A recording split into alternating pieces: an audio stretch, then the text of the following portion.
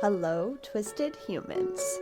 Do you find yourself wanting to know more about the latest murder, conspiracy, cult, or haunting? Then this is the podcast for you. I'm Alecia. And I'm Sierra, and this is Twisted and Uncorked. So welcome, twisted humans, to another episode of your favorite podcast. We are on episode 65, part 1.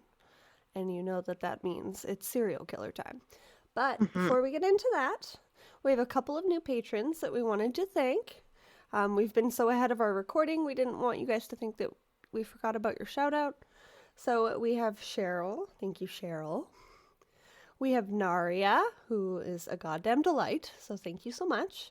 And you guys do have to check out her Witch in the Kitchen baking page. It will ruin all of your diets. And we have Jessica. So thank you so much, Jessica. And just a reminder that we have Patreon tiers starting at $1, and it really does help us in creating a lot of super fun content for y'all. So thank you very much. And then we also have a very special Patreon live that we will be doing together when I go and see Sierra. Exact date to be determined, because I just had to cancel my flights. Soon. So stay tuned for that. But we are going to be recording our Bitch and Wine that we do monthly live together, and that's always a shit show. So yeah, enjoy. and usually Bitch and Wine is only for $5 tiers, but for the live, it's going to be anyone who is a patron. So if you are a $1 patron, you get to see us live. That is the cost of your ticket, being a Live patron and at together. the $1 tier. Yes. Which is And like who super knows, fun. maybe soon when we get enough of you in there, we can do lives every month together or not. We'll see. That's the dream. That's the dream. Yeah. So go to patreon.com/twisted and uncorked, or you can click the link in our show notes where you are listening now and check that out. Yes, we for also sure. want to put out a little call out for artwork. We mentioned it a few episodes ago and we were pretty vague about it, but specifically our dream for our next merch item is a trash humanism piece. So, you know, use your inspiration from our logo, use your inspiration from all things us, all things trashy that you do. Anybody that's interested and wants to send that to us, we might commission you for that design and enter you to win a free merch item. So It would be really cool for our next thing to be designed by one of you guys, because you guys are the one listening. And we know that so many of you are very talented. So do it. And lastly, don't forget to leave those 5-star ratings and reviews. It really is the best way to spread the word and help others find us. Short of yelling at people on the street, but we advised you, I think, like 12 episodes ago not to do that. So Yeah. But yeah, that is my little spiel. Sierra has some current news that's happening on her side of the country. Yes, in other news, that was amazing. Alecia got to talk about ourselves for a couple minutes, but we also need to talk about y'all. So sadly, there's some shit going on with abortion laws in America, because the government is just so awesome. I know I know that currently in Texas, it is illegal to even assist in getting an abortion for someone. That means if you live in Texas and you need an abortion and I pay for your Uber, knowing that you're going to use it to get an abortion, I can be jailed for that. Wow. So I'm going to tell everyone right now, if this law spreads nationwide, I am not going to be a criminal. But we are reading between the lines here, and I want you to know that I am about to live real close to Florida. I am willing to take road trips with any of you lovely listeners whenever you want. So just let me know if you need a couch to sleep on, if you need if you want to go up to New York and check out the scenery, if you need someone to travel with you to California or Washington, just let us know, okay? Because we come over the border to Canada to come visit Alecia afterwards. Yeah, these are all things. We love you guys. I think it's pretty obvious that we've always been allies of all people, all animals, all anyone. We are here to support every single person and their own choices. Could not have said it better myself. Fun fact that's not related to our fun fact segment, but I wanted to tell is apparently there is a quote unquote religion, because a religion is, anyone who decides to be a religion, basically, who gets filed as a nonprofit religious organization. There is a religion called the Satanic Temple. It has nothing to do with Satan, not even a little bit. It is literally Then color me confused. It is a quote unquote religion that is an activist group who is fighting basically how Christians have advantage over everyone else in America. Right now, their website says that they are in a lawsuit with Texas about their abortion laws. All of Texas. Yes. I love it. So technically, if you are in Texas and you are trying to fight these abortion laws, if you get caught up in that, if you get quote unquote caught helping someone or whatever, check out the satanictemple.com. And if you become a member, quote unquote, of this religion, you are kind of exempt from the abortion laws. There's a couple loopholes, but yeah. Okay. Interesting. Basically, that is a fun fact. Host their own abortion ritual thing, and yeah, it's I mean, if it's spreading that fast, I like to assume that it's safe, so oh yeah, no, this is like a whole organization. Like, this has been around for a while. Oh, okay, I wasn't sure. Yeah, this is like a whole organization. Yeah. I'm like, oh god, nothing in the back alley, please. No, go to thesatanictemple.com. No, they have like an actual like legal team. It's called The Satanic Temple versus Texas. I love it. Yeah. Fuck yeah. It has nothing to do with Satan. It's just their funny, gimmicky. It's like the flying spaghetti monster religion. Mm-hmm. People who are... I'll include a link in our show notes for religious freedoms and whatnot. And you already know how to get a hold of Sierra and I, so. But that was a fun fact. That is very cool. Anyway. Do you have a fun fact An actual fun fact? Yes. Yeah. A fun fact one that doesn't segment. one that doesn't bring us down so much. Yes. So okay, we brought you up with content and live show, brought you down with the America, and now we're gonna meet you in the middle somewhere. Yeah, back up with this fun fact and then way down for the serial killer. Yeah, so sorry. We're on a roller coaster today. Yeah, I hope you brought your drinks, Twisted Humans. I'm so sorry. There is a sport in Central Asia. It's called Buzkashi. Okay. Buzkashi is Persian for goat grabbing. Is it exactly that? Please tell me it is. This is a sport in which horse-mounted players attempt to place a goat carcass in a goal.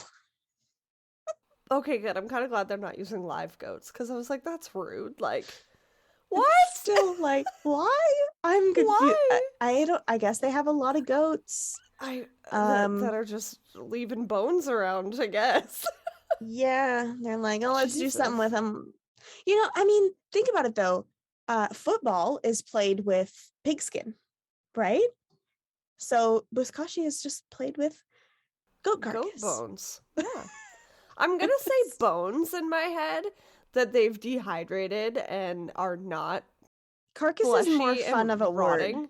I know, but when you say carcass, to me it seems fresh still, and I'm upset. It does. It might be. Yeah. If anyone knows or has a video to send us, there's photos of men on horses, but there's no goat in any of the photos. So it doesn't specify how fresh the carcass is. Well, somebody find that info for us. Put in a call out. Buzkashi, Buzkashi. Thanks, guys. I can't with that. I'm gonna hope it's just bones, because that's okay, as somebody that has not real bones behind her. But, you know, if somebody had some goat bones they wanted to give me, I'd probably keep them. Yeah. And, yeah, CR too. We'll take your goat bones. Just like they have to be organic though, Yes. naturally sourced. Don't kill Yes. the damn goat. You've listened to me for 65 episodes now. If you kill an animal on behalf of us, it's friends off, guys. So, my fun fact is that if you've noticed that wasps seem to be more aggressive in late summer, it's not just because you're outside more often trying to soak up the sun. Worker wasps have one single job: to supply their queen with nectar. And when they've stored up all they can, they have nothing else to do. So they do what many of us might in the summer. They get buzzed on fermented fruit. What? They feast on fruit that has fallen off the tree, and in their drunken stupor think that it's a good idea to attack something much bigger than they are, which is why in the late summer months and early fall, wasps are typically more aggressive. Fun fact. So they're just like drunk. abusive They're drunk and attacking alcoholics? people. Yeah. Yeah. Damn. On all of that note, and before we get into our serial killer this week, I definitely need some wine. We are actually doing our second boxed wine for this week, and it's a little bit because Sierra wanted a boxed wine, and also because, fuck it, it's easier to recycle, it's more economically sustainable, and yeah, it's adorable also. And I'm moving. So by the time you guys listen to this, I will have already been moved. But like when we're recording this, I'm moving in 7 days. Hence why any of our listeners that 7 strictly watch on fucking YouTube days. can see that her It's closet has been empty. getting slowly more and more barren. Yeah. She's not quitting the podcast, okay, guys? That's not what's happening here.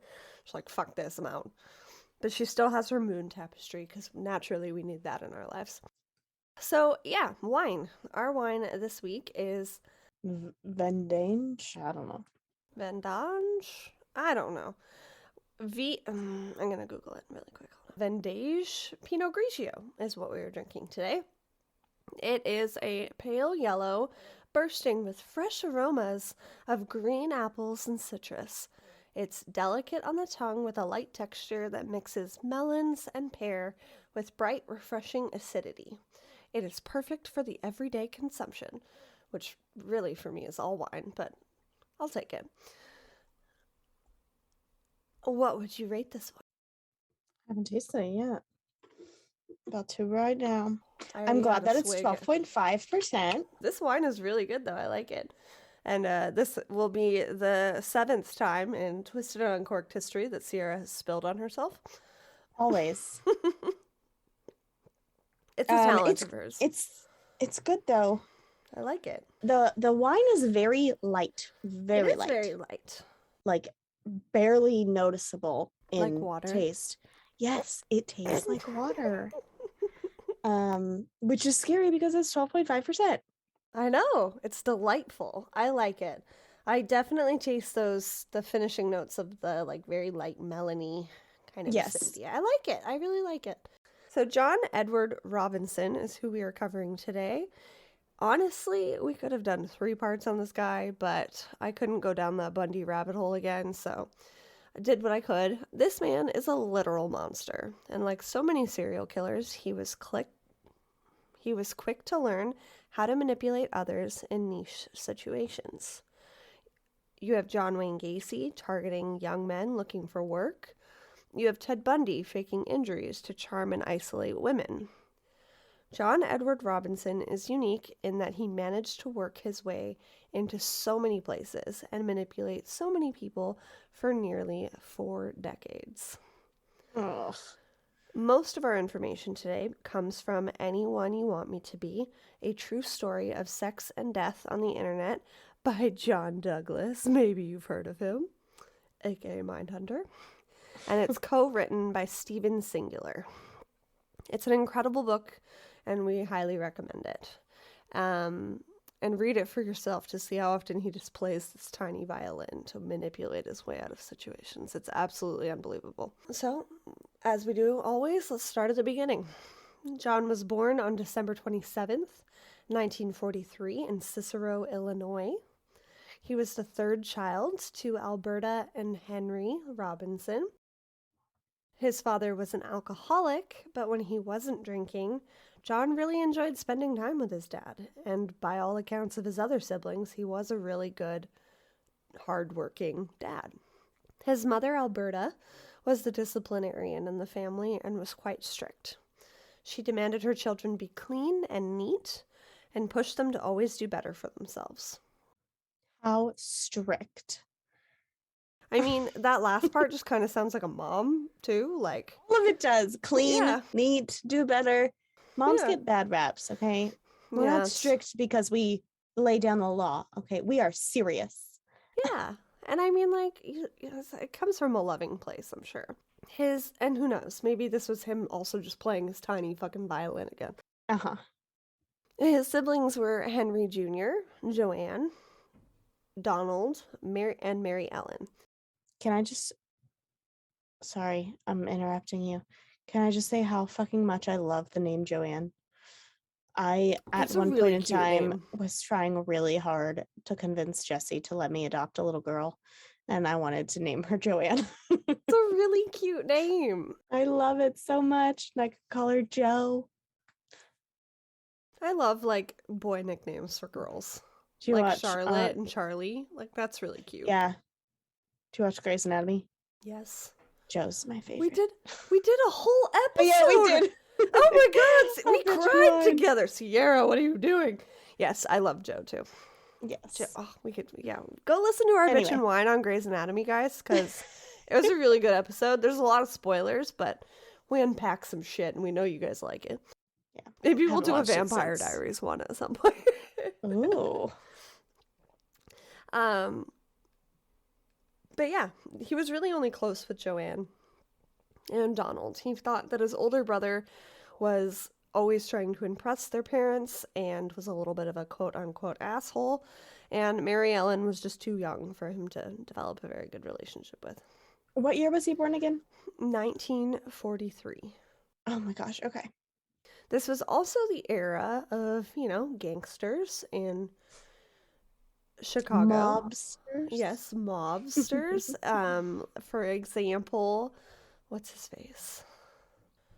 He's a famous gangster. He was in Alcatraz. Oh God, it'll come to me. Al Capone. Al Capone? Yes. Okay. I was like, there's so Al many. Capone, Which for one? example. One account that John had of his childhood was a mob hit on the corner of his block, and he just saw blood pouring onto the sidewalk. Always good times. Speaking of mobsters, look, Yeah. I'm just gonna interrupt you all episode long. Yep, I'm sorry. I This know. guy sucks. So, No, you're fine. Speaking I of just feel bad. That's why I'm mobsters, like. there's Yes. a new movie out called The Outfit. Dylan O'Brien is in it. And it's about mobsters, and he plays like That a man is mine. 1940s mob guy with his little accent in Chicago. Oh And it's God. the fucking hottest thing ever. You've seen it? Yeah, I watched it. Sorry, I paid what's it like called? $20 to watch Say it. again? The Outfit. The Outfit. Spoiler alert, Dylan O'Brien's character dies in like the first 30 minutes. Oh. That's It wasn't that upsetting. good after that. But I have It a was lot of random fun to sticky watch notes him. on my desk. No idea Yeah. the context or where they came from, but I'll sort through them at some point. Yeah, It was fun to watch him play that part. mob movie though. Yeah. That's awesome. That was the era that he was living in. So he had all of the opportunities in the world. He was an Eagle Scout by the age of 13 years old. He later became a senior patrol leader of the Boy Scout Troop 259, and he was accepted into Chicago's renowned Quigley Preparatory Seminary for boys, and he was thinking of becoming a priest. ugh, He dreamed of servicing the he dreamed of servicing the Vatican as well. So, like, if you're going to become a priest, I guess dream big. mm-hmm. He had all of his Eagle Scout troop had even been flown out to London, England when he was 13 years old for the royal performance and crowning of Queen Elizabeth II. Maybe you've People heard of could her. afford to fly their Eagle Scout troops to London when their houses weren't 8 times too overpriced. It's true. Back in 1950. Yeah. Why? He would be one of the first and the youngest American to sing for Queen Elizabeth. Wow. While there, he met some pretty cool celebrities as well. After singing for the Queen, he walked right up to Judy Garland and said, "We Americans have to stick together, right?" She thought he was a very charming young boy, laughed, and gave him a kiss on the cheek before going on stage herself. What the fuck? I love Judy Garland. When he was 17 years old, he graduated from the Quigley Preparatory Seminary with decent grades, but he was no more reformed than when he entered. In 1961, he went to Cicero's Morton Junior College to become an X-ray technician and received training at West Suburban Hospital in Oak Park, Illinois. His credentials were limited, but he was able to land a job at the Chicago Hospital in the X-ray department by nailing the interview with his smooth talking. And you will see that this becomes a theme in the jobs that he acquires. And as a result, continually, no one looks at his credentials or his background. Well, it's the 60s. It was the 60s. In 1964, he met a pretty young blonde named Nancy Jo Lynch. And soon after their relationship began, things got hot and heavy, and she found herself pregnant with what would be their first child. The two planned to be married immediately, and they had a Catholic ceremony. Just like that, his living expenses increased, and he was under a lot of pressure to care for and provide for his new wife and soon-to-be child. Uh-oh. But instead of picking up more hours like a normal person or getting a second job, he cracked. He started stealing money from the hospital. Some of his coworkers started to notice and reported him. But when confronted by his superiors, he begged for their help and said that he begged for their help, promised he would pay it back, and they told him that they wouldn't report him if he had paid back everything that he took. And they took pity on this situation and chalked it up to a one-time mistake. He's got a kid on the way. Yeah, It's the 60s. He was desperate. It's the 60s. They said Following, that. They said, yeah. It's the 60s. Yeah, that's literally what they said in the 60s. That was their explanation for everything. It makes sense. Why not? Following this trouble at his job, he felt uncomfortable working there, in his words, and decided that he and his family needed a fresh start, and they moved from Chicago to Kansas City. Oh. Yeah, just a little bit of a move. I always find it interesting when serial killers decide to take fresh starts multiple times. And then I think about how many times I've done that. Well, Sierra's probably a serial killer. But usually for actual serial killers, it's, they're doing something sketchy. Like stealing from a hospital. They're running to cover it up. Exactly. I promise crimes are not following me. Nancy and John were there for a while and continued to grow their family. Following the birth of their first son, John Jr., would come Kimberly and twins Christopher and Christine. Oh no. Twins. He's going to really crack under that pressure. Exactly. From his first job, John learned how easy it was to get a job in the medical field by embellishing his credentials, and soon he landed another job at Children's Mercy Hospital. No, not at Children's. I know, but he was hired to do x-rays on adults because they did service adults at the time. Okay. It was very clear very quickly to those working with him, though, how inexperienced he was. He was really awkward with x-rays and could barely read them. His bedside manner was terrible. But at first, they chalked it up to nerves of starting a new job. He started hanging up forged medical degrees in his office. In fact, he had a bulk box of blank diplomas and would simply write whatever he needed on there and forge the signature. Where can I find one of those? It's not the 60s anymore, Sierra. Now they actually needed to be stamped and notarized and all this bullshit. I knew I was born in the wrong decade. Yeah. We need to be born we really like the 20s, but let's face it, women couldn't do shit back then. I know, but I think I'd be a really, really good con woman in the 20s. I'd be so pissed off that I wouldn't feel guilt. So pissed off not having any rights that I just wouldn't feel guilt for anything. We'd be totally different people in the 20s. Yes. We'd be like Bonnie and Clyde, but just like Bonnie and just doing shit. Isn't there a name for that? It's There was. Oh my god, I can't think of it. I can't think of the name either. I know exactly what movie you're talking about, though. Marianne and Wanda works, but that's not what I'm thinking of. I almost spilled on myself. I almost pulled a Sierra. Well, we think of that. It'll come to her at some point. She's just gonna yell at me. I'm gonna get it right now. You cannot move on. Bonnie and Bonnie. I'm doing this strictly for you. I'm having fun. That makes for better episodes. Why is this so hard? There's too many real life criminals. Thelma and Louise are from the 60s. Marianne and Wanda from the Chicks are from the 90s. Either way. Well, we would have been either of these. That would have been me and Sierra. Yeah. But in the 20s version of that. Yes. With red lipstick and tossed curled bangs and little smokes. Fancy smokes. We'd be flapper girls. Yeah. That's how we'd earn our keep besides swindling men. Yes. Yes, that's exactly. I like it. Well, while Sierra and I dream big, in the meantime, you can check out our Patreon and leave us reviews. We really appreciate it. While we're trying to build a time machine. So, in addition to being a fraud, he was also an absolute scumbag.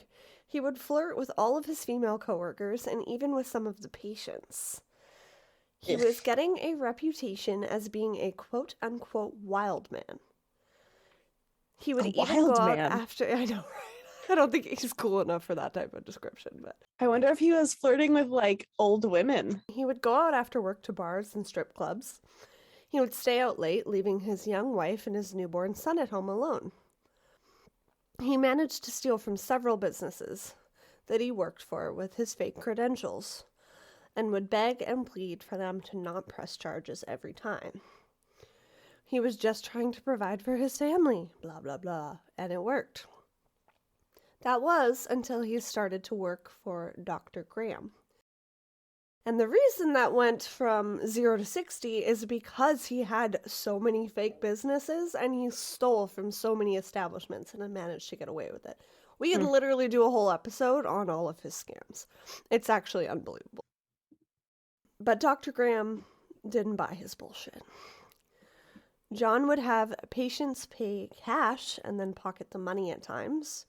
He even had an affair with the secretary there, as well as with several patients.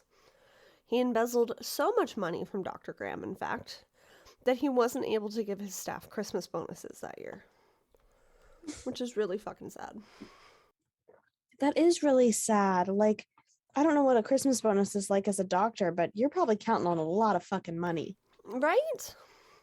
Damn. When John was finally caught, he pleaded with Dr. Graham and promised to pay back all of the money that he stole, his usual tricks. But Dr. Graham saw right through his BS and called the police. Good. John Robinson was arrested for embezzling between $100,000 and $300,000 from Dr. Graham's office, and that was in the 60s. That is roughly $1.3 million today. God damn. He was sentenced to 3 years probation. Probation? Is that not grand larceny? I don't know how this man does it. What the hell? I wrote in my notes, Missouri? That's it! Kansas City, Missouri? Yeah.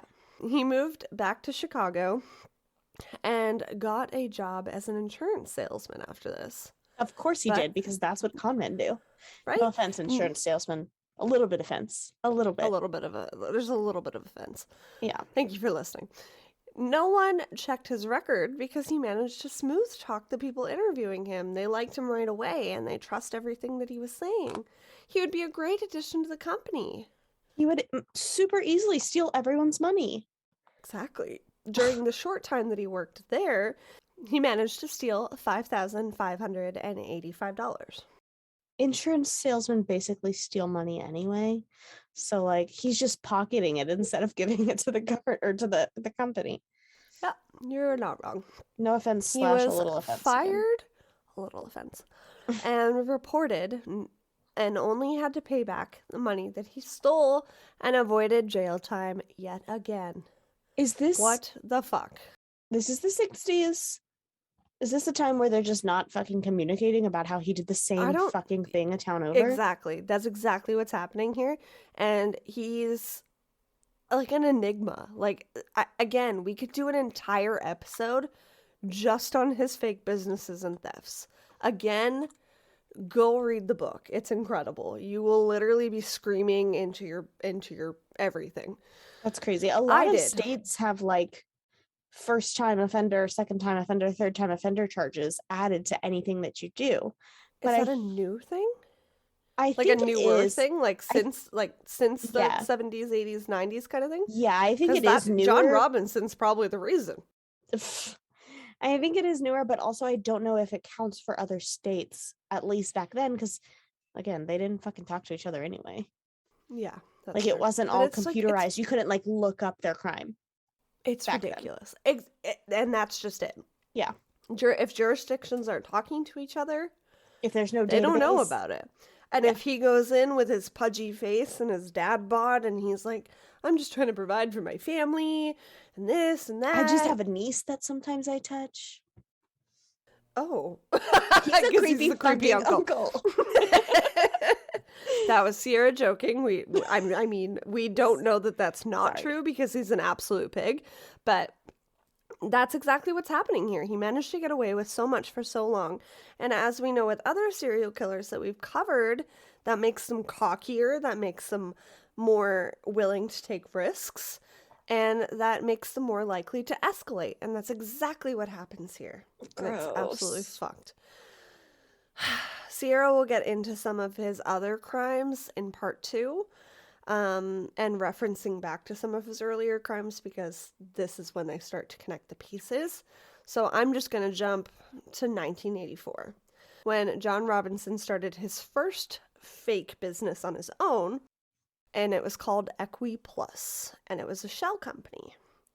For our listeners that might not know what that is, it's a company that exists on paper, but usually has no real office or employees.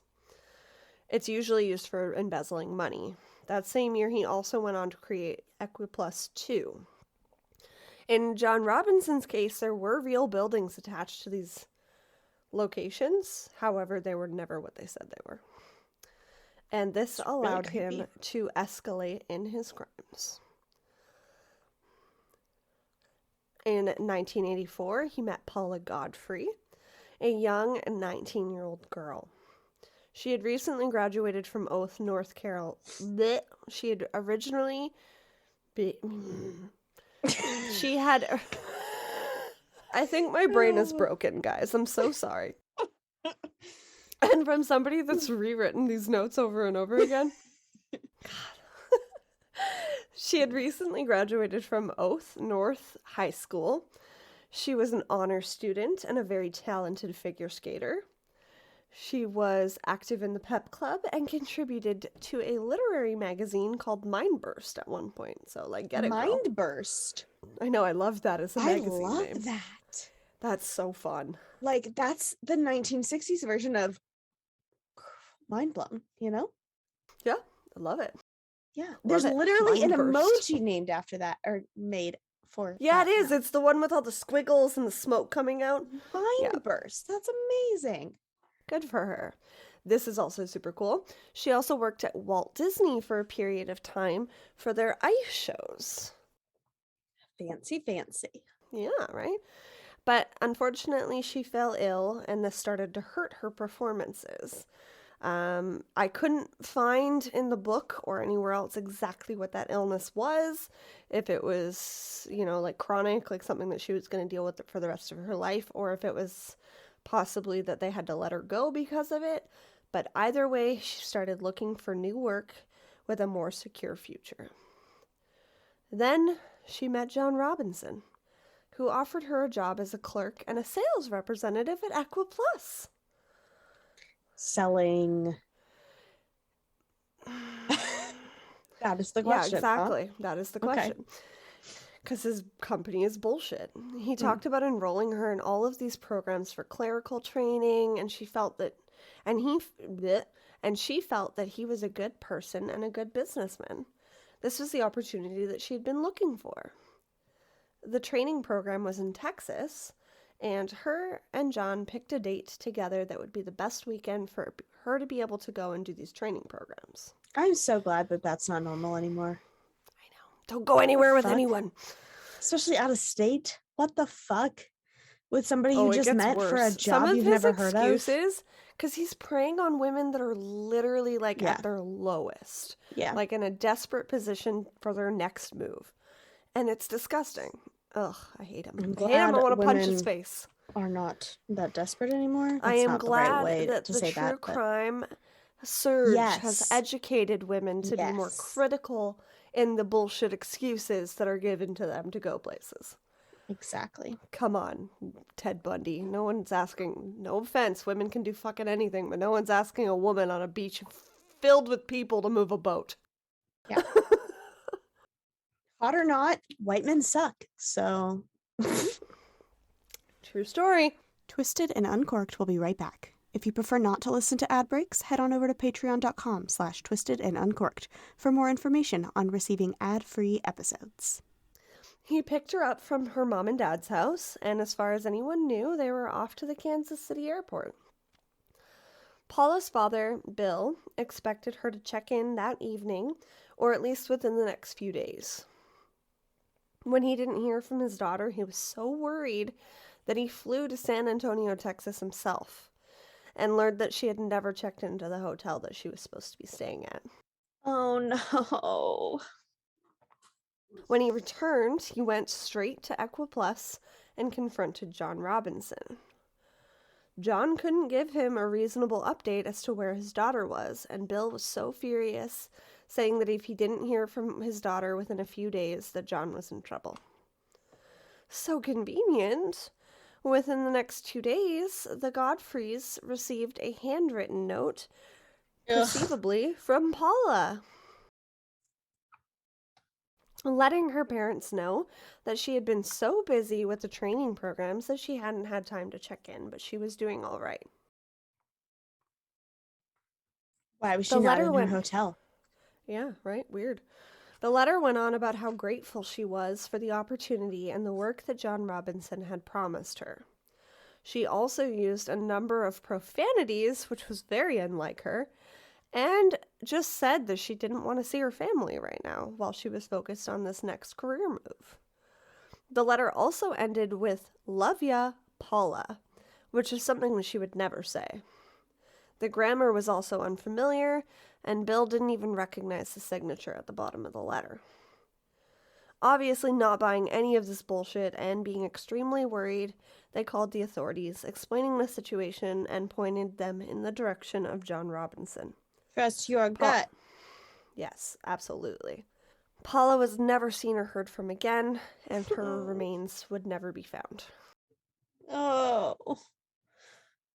This one's gonna hurt your heart more. Hold on to your wine glasses, people. Soon after Paula disappeared, John started a charity organization to help young single mothers get back on their feet. He was very picky about who he chose, though. The people working at Truman Medical Center and Birthright would offer up names, and these were both just homes that, low income or, women that are escaping abusive relationships or anything like that could escape to. Okay, hang on. You said after Paula. And the police didn't ever figure anything out. They couldn't connect him to it past. Paula was a 19-year-old girl. His job was fake. I know. Oh. But they can't prove that it's fake. This is the frustrating part. They can't prove that it's fake, and most of his victims are overage in the sense that if they go off to do something on their own and there's perceivably to the police a letter saying that she's fine. We are facing some hard things in 2022, but I am so fucking glad that it's not the fucking 60s. Well, this is the 80s, but yes. Now we jump to the 80s, but yes, I totally still. understand what you mean. And this would be his niche, like I kind of described at the beginning. This would be kind of an area that he targeted because there's not a lot that police can do without proof. You can't just arrest somebody for no reason or on the suspicion that the family thinks that he's full of shit. These two locations are where women would check in, and they would offer up names to John Robinson, buying his bullshit story about how he wanted to invest in these women out of the goodness of his heart, Sierra. Where's his own wife during this? Standing by him and being awesome while he's off being shitty. They actually would later call him the 9 to 5 serial killer because he did most of the shit during the day. At night, he was an attentive father. Oh, wow. Unbelievable, I know. And at this point, because we had jumped 20 years roughly in our story, his children are, getting older as well. They're in their teens and early 20s. So Sierra's going to cover some shit in part 2 that's really going to piss you off and make you want to slap Nancy a little bit. But also, I totally understand where abused women are coming from as well, because many times it's hard for them to get away from their abusers, or they're in a situation where they can't live on their own, or at certain times when she married him in the 60s, like, it's frowned upon to divorce your husbands. Like, so and she wasn't allowed to work. Yeah, exactly. It's fucking horse shit. It's what it is. So after these names were offered up by these two organizations, John would meet them, but then as soon as he would see them, he would reject the offer to help them.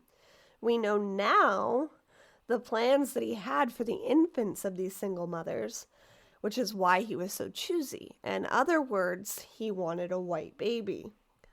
When he met Lisa Stassi, he decided that she was perfect. He offered her a job introducing himself as Bill, a monthly allowance that she could spend for her and her newborn, and his help signing her up for a few courses to gain education to secure her future. She put her complete trust in him after having just gotten out of an extremely abusive relationship and raising a 4-month-old named Tiffany on her own. John put Lisa and Tiffany up in the Roadway Inn hotel. He knew the suspicions following him after the letter from Paula was sent to her family, and I'm saying Paula and Air Bunnies. So he adapted and decided a different approach. In order to make these letters more believable, he needed the people's real signatures. While there, he decided... and the reason that he's doing this too is because he's telling these women that they're going to be so busy doing these jobs and this work and everything, and that they're not going to have time to connect with their families, or in some cases, he's saying that it's for legal paperwork, for job applications and blah, like he literally sounds like he's excuse. Like, I'm your secretary, don't worry. Yeah, he literally found every excuse in the book. Yeah. While there, he had Lisa sign pieces of blank paper, letting her know that they were for some work documents that he didn't have with him. Lisa immediately got a bad feeling, and after John left the Roadway Inn, she went to see her sister-in-law, Kathy. Trust your gut. Exactly. Always trust your gut. After explaining, Kathy also didn't like the sound of it and pleaded with her for Lisa and Tiffany to stay with her. As soon as John got back to the Roadway Inn, he was furious when he learned that Lisa had left the hotel.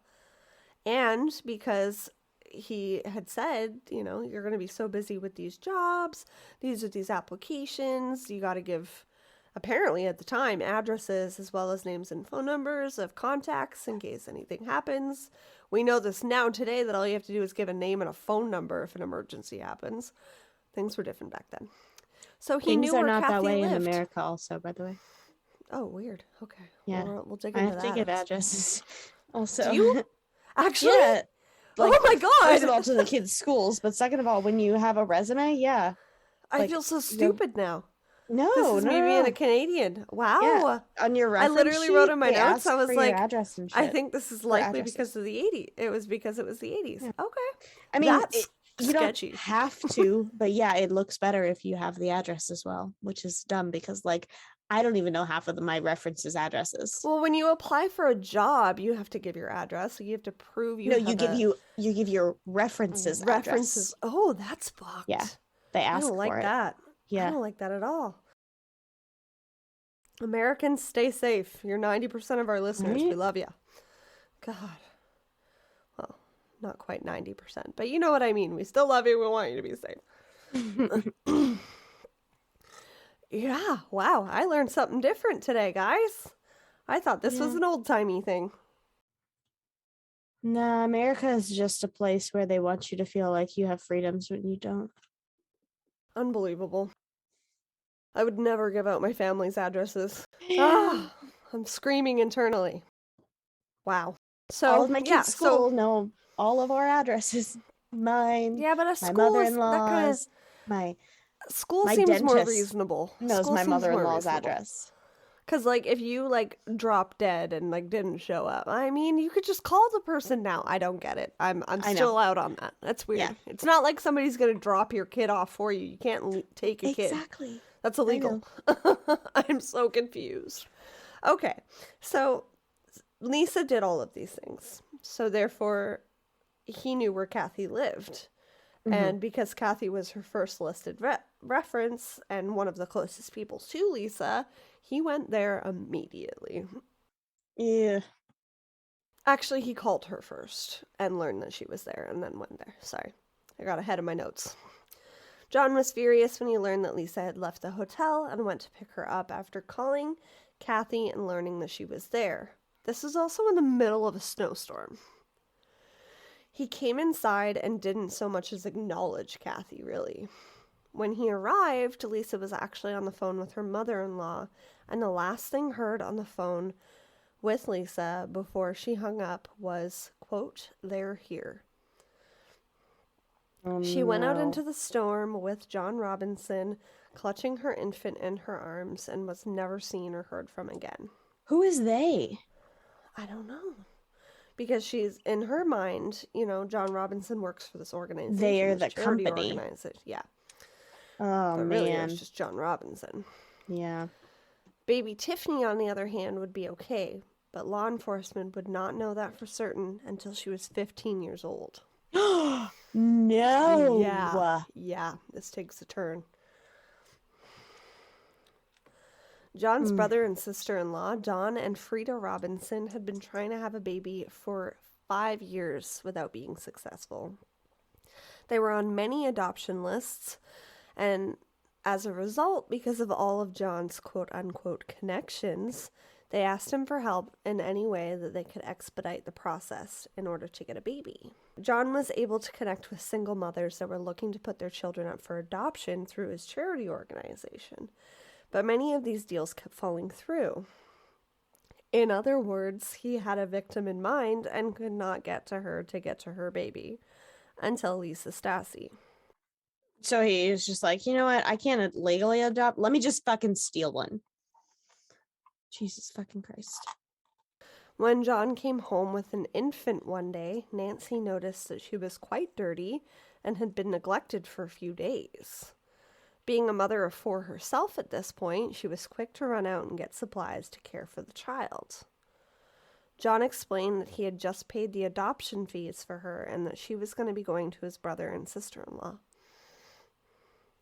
Obviously desperate to grow their family, they trusted John and were over the moon at the arrival of Tiffany. John had forged legitimate papers, and Dawn and Freda reimbursed them, quote unquote, because he fucking stole this child and just stole their money like he steals everything else.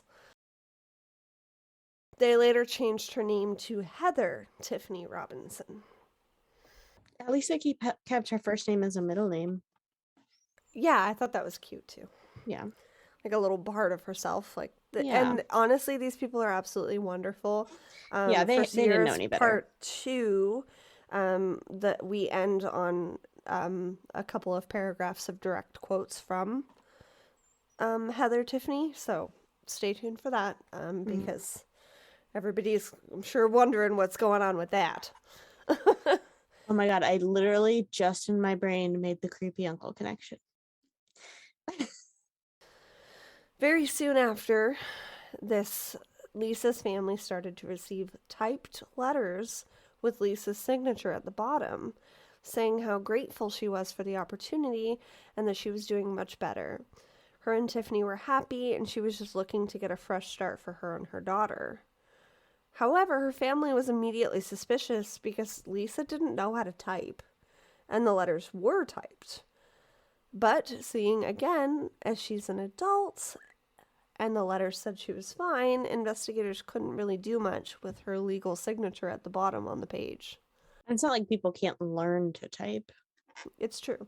And it also makes me really sad because when she started talking to her sister-in-law and her mother-in-law, they were like, don't sign anything. And at that point, she already had. Right. So it makes me really sad because she just wanted a better life for her and her baby.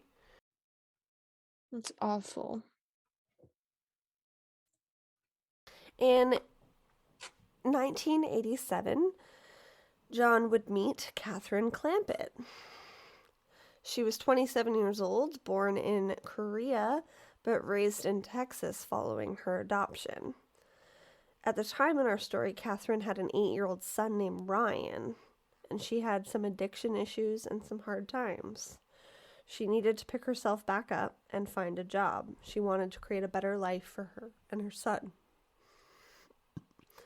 She decided that she would go to Kansas City and meet with her older brother Bales, staying with him for a little while, leaving her son home with her parents. And she made the move in January of 1987.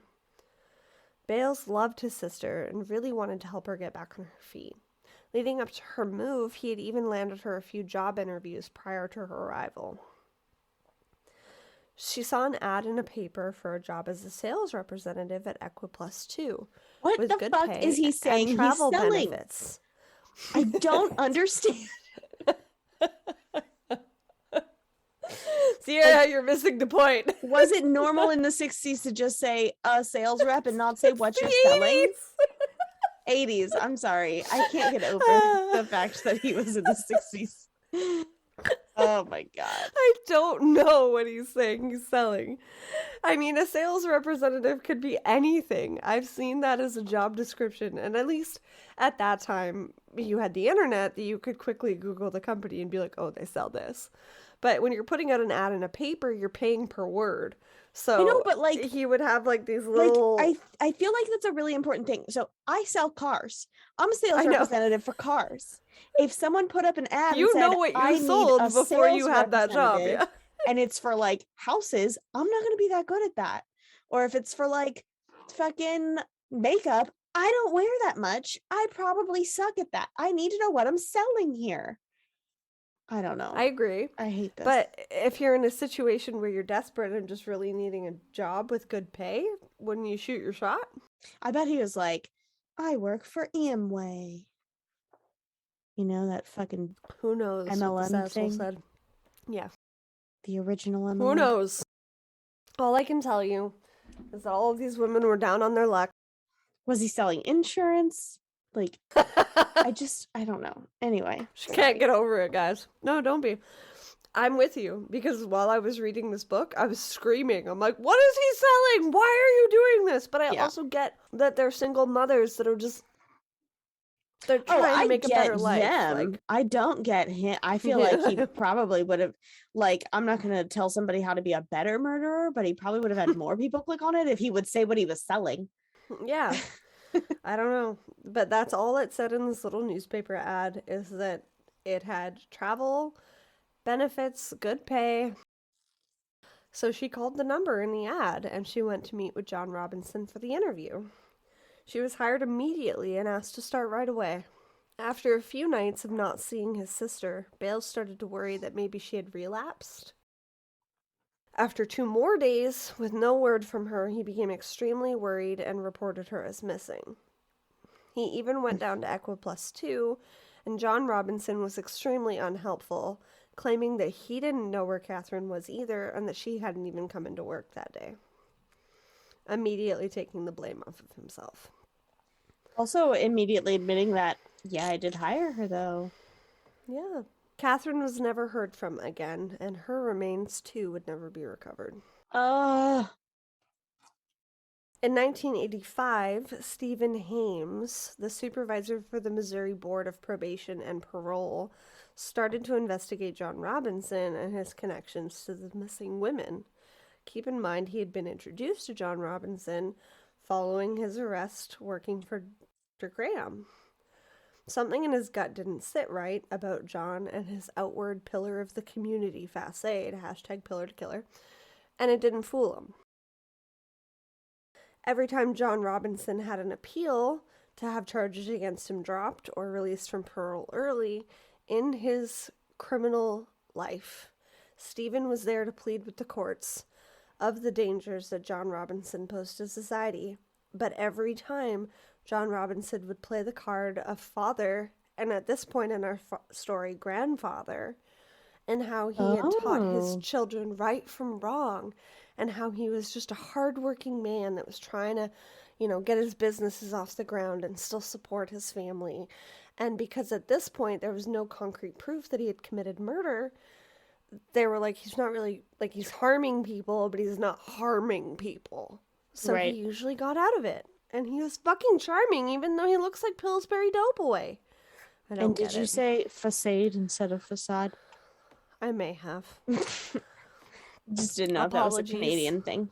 Or no, definitely not. Thing. Probably just 2 glasses of wine and a gin drink ism. Got it. A few years after Lisa, John was arrested for fraud charges. At this point, they didn't even connect him to Catherine.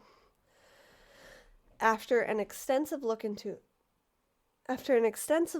his background by the FBI following the disappearances of Lisa Stassi and Paula Godfrey, they were like, something's not looking right here. This guy doesn't have an actual business. He's got all of these fraud charges against him, stealing from multiple businesses, embezzling money through his fucking fraudulent businesses.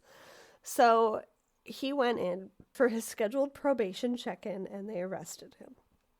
Good. He was set to serve 8 years. Even in prison, he displayed his manipulative behavior. He would clutch his chest often and needed to see the doctor. He had so many health issues, and he was a good family man. He was just trying to serve his sentence and get out. He was described as a model prisoner. Stephen Haynes, who I mentioned earlier, had even looked at psychological records while John Robinson was in prison, and it said that he was a model prisoner and posed no threat to society. Later on in our story, when he is eventually tried, because spoiler alert, he's in jail, Stephen Haynes even confronted the psychologists, and they were like, you're trained to see deceit, and you still allow, like, it still happened, like, that's how good he is. These people go to school to fucking learn how to see bullshit, and he still managed to do it. So, just while he's in prison, I felt that was important to mention in our story, because, again, we could have done 3 parts on this asshole, but we're doing 2. On man. People. Yeah. He even managed to seduce the prison doctor's wife, Beverly Bonner. Beverly had worked in the prison library and took to a liking to John's charms and intelligence. He said that when he got out, that they would have a lavish life and a life of passion together. Somehow, this troll of a man convinced her to leave Dr. Bonner after 30 plus years of marriage. He told Beverly that she would be the president of HydroGrow, a hydroponic company that was soon to take off the ground. He made up? So hydroponics are, it's like a way to grow agriculture in small, like, city environments, right? So yes, right. HydroGrow is a company he made up. but it's not real. No. Yeah. I mean, it was real on paper, and he stole money from many people starting Right, it was in one the of these 1960s. fake ones again, like Equiplus. Yes, absolutely. Yes.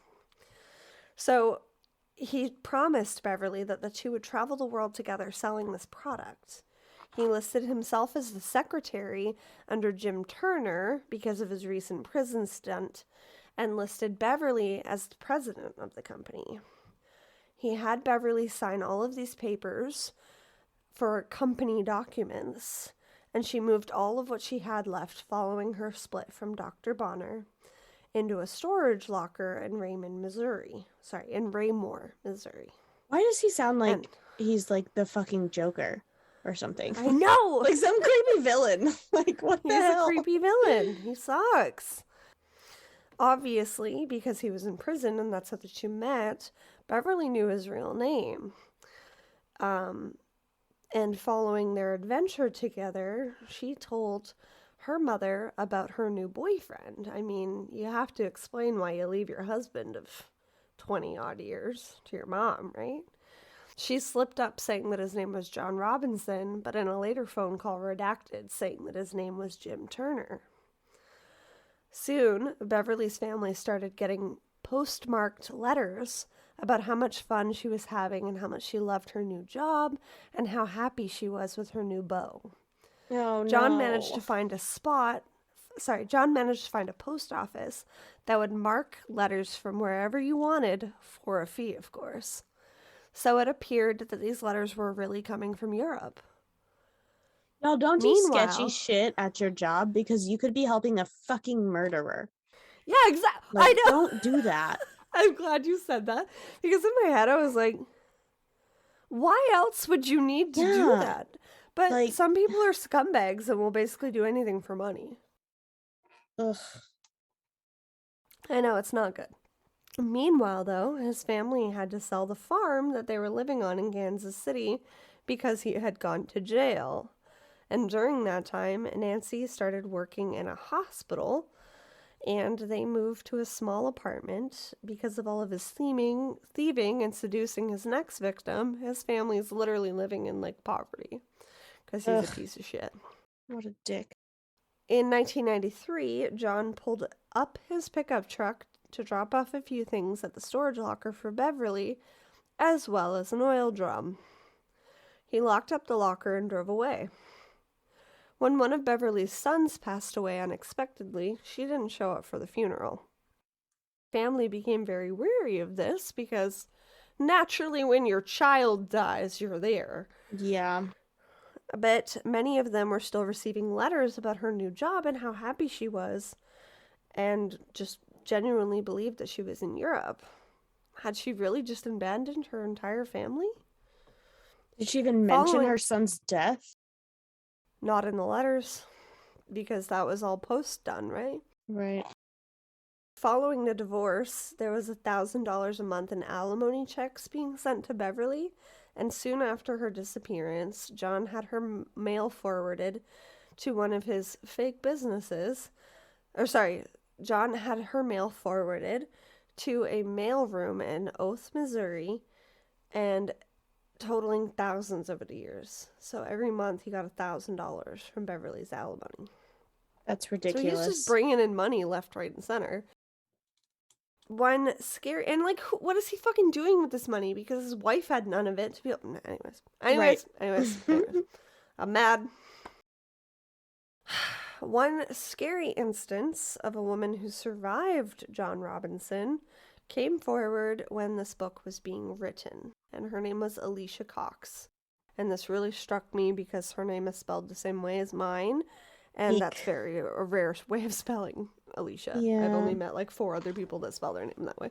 Anyways, creepy. So she met John Robinson in 1993 after he answered her Wild Side ad in the paper, which, like, get it, girl. She was in her 20s. She was an attractive African-American woman that went by the name Lisa Fox. She was ambitious, but down on her luck, and found that the ads in the paper were a quick way to make a bit of money and have a little fun. John and Alecia reached the agreement that he would pay her $2,000 a month if she agreed to be his mistress.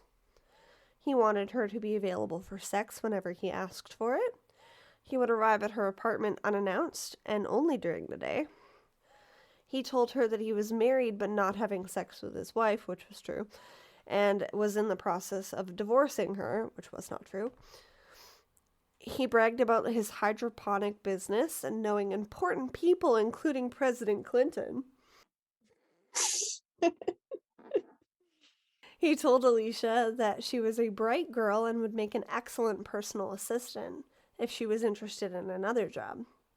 And she agreed. She needed the money. And she genuinely liked John.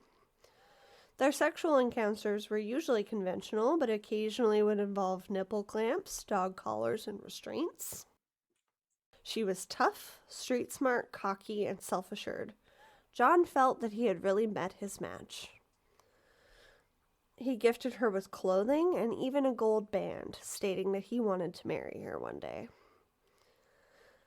When they had sex, he wanted her to tell him over and over again how much she loved him. Just like a weird complex of sorts. Yeah, narcissist. In 1998, and before Sierra gets into her story for part 2, you'll see a little bit of a crossover here, but we need to finish Alicia's story. In 1998, Alecia asked John to help her get a job in the entertainment business, since he had all of these important connections after all. She gave him copies of important documents as well as some headshots to be able to apply for the jobs. He said that he wanted her to accompany him overseas and help schmooze big clients for his job. But their leave date kept being bumped. So weird, maybe because he has a fucking family and all these fake businesses and it's like busy kidnapping people. He requested that she sign him over as power of attorney and was quite pushy about it, claiming that it was in case anything happened while they were away together. The evening before they were supposed to allegedly leave for London, he spent the night at her place. She woke up before him around 5 a.m. and noticed that there was a trailer hitched to the back of his truck and some clothing in it. She woke him up and this angered him, unnecessarily, she thought. He showered quickly and left. He called her later telling her to meet him at a restaurant the next morning, but he never showed and never called. Because Alecia had made plans to leave with him and couldn't get in touch with him at this point, she was now out a job that she had planned on having with him, out a place to live because she'd given up her apartment knowing that she was leaving the country, and she was therefore forced to stay with relatives. Sucks.